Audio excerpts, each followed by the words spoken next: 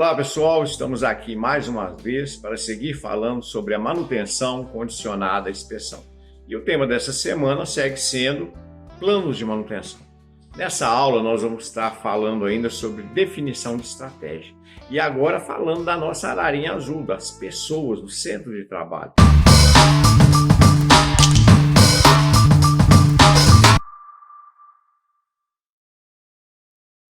Na aula passada nós vimos a definição, como nivelar, buscar saber exatamente o recurso, quantos HH eu tenho por semana para serem planejados. E nessa aula, conforme esse fluxo aqui, esse desenho e o destaque, nós vamos ver como alocar essas pessoas, esse centro de trabalho, de forma que seja execuível, tá certo? E para isso aqui voltamos à nossa ferramenta, que é o DM242, ainda no tema definição de estratégia. Só que agora nós começamos a ver o quê? Aí nós temos todas as operações do plano listadas, todas elas. E o plano pode ser especificamente de uma área, de um processo ou de toda a sua planta, todo o seu complexo. É o plano de manutenção, não é a programação, é o plano. Então veja aqui que, conforme o destaque aqui, eu abri aqui as técnicas de manutenção, que são inspeção, preventiva e lubrificação. Quais são que eu quero agrupar? Lembrando sempre que rotas, inspeção, lubrificação, trabalham sobre rotas, né? Diferente das preventivas. Então aqui no exemplo, eu vou alocar somente, criar um grupo chamado de inspeção 360 graus, coleta dos dados analíticos, coleta dos dados de vibração e inspeção 360 graus sensitiva. Lembra que nós já vimos nas outras aulas, né? Que a análise de vibração é uma coisa, coleta dos dados analíticos é outra coisa. E deveria ser feito no mesmo momento, por um mesmo profissional. Porque aí nós não vamos ter dados de vibração, nós vamos ter todos os dados, anomalias e o estado daquele conjunto rotativo, dentre eles os espectros de vibração. Olha que legal, hein? Poder da decisão. Bom, feito isso aqui, nós vamos também na condição. Qual a condição? Operando. Eu só quero ver tudo que está programado de inspeção, de coleta de dados analíticos e sensitiva com o equipamento operando. Feito isso aqui, olha só. Aqui me dá a condição de eu montar o mapa. O mapa, como eles vão ficar. Quais são as semanas que de fato acontecem? Eu sei que já está dizendo ali que é de 4 em 4 semanas. Já está predeterminado. Na primeira coluna agendar aqui, 4 em 4 semanas. Quando eu quero começar? E aí eu vou marcando essa sequência. Simples, né? Isso nada ainda não está no SAP, não está no TOTS, não está em lugar nenhum. Está num VBA. Então eu consigo ver e alocar corretamente. A cadência, os eventos, a cronologia, quando eles vão acontecer dentro das 52 semanas do ano.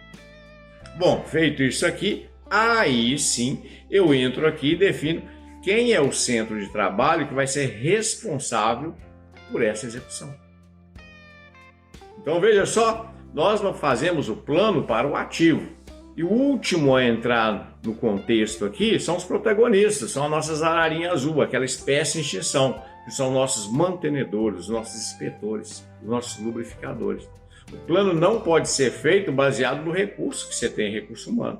O plano é do ativo, não é verdade? Então agora aqui você escolhe. Nesse caso, nosso colega está escolhendo aqui a equipe do núcleo de inspeção integrada, aquela que nós vimos nas aulas passadas. Ah, é o cara da preditiva? Não, é um núcleo de inspeção.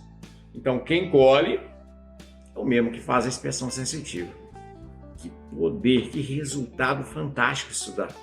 Então você subentende o quê? Na hora que esses dados chegarem para o analista, ele não é mais analista de vibração, é um analista especialista em conjuntos rotativos, que dentre outras variáveis ele analisa também os espectros de vibração. Muito melhor, hein? É o mesmo custo, é o mesmo analista, só com um arranjo onde potencializa. E para você que é analista de inspeção, veja a oportunidade que se te dá. Você não é um alisador de espectro. Você é um especialista em conjunto rotativo. A mesma coisa para instalação elétrica, instrumentação e tudo mais. É tudo a mesma coisa. Tá certo? Com isso aqui, gente, nós passamos a ter o plano definido e a última coisa são os protagonistas que entrou. E como que esse plano é estruturado? De forma matricial. Olha só que legal. Aqui eu tenho 3 áreas do processo fabril, nessa ilustração. Né? Área 1, área 2, área 3. Existem aqueles planos ou atividades que estão no eixo horizontal. São atividades específicas, especialistas. Vamos dar lá como exemplo a análise de vibração, não a coleta, a análise. Termografia, LP, são técnicas especialistas que atuam no eixo horizontal. Eu não preciso ter um termografista da área 1, um termografista da área... Não preciso não. Ele trabalha aqui. Agora, olha só, no eixo vertical, eu tenho as atividades que são de responsabilidade do eixo da área. Por exemplo, a coleta dos dados vibracionais pode ser da área e a análise aqui em cima. Olha a produtividade que isso dá, gente. Tá vendo só o conteúdo, a riqueza de informação que isso vem? Isso é o simples.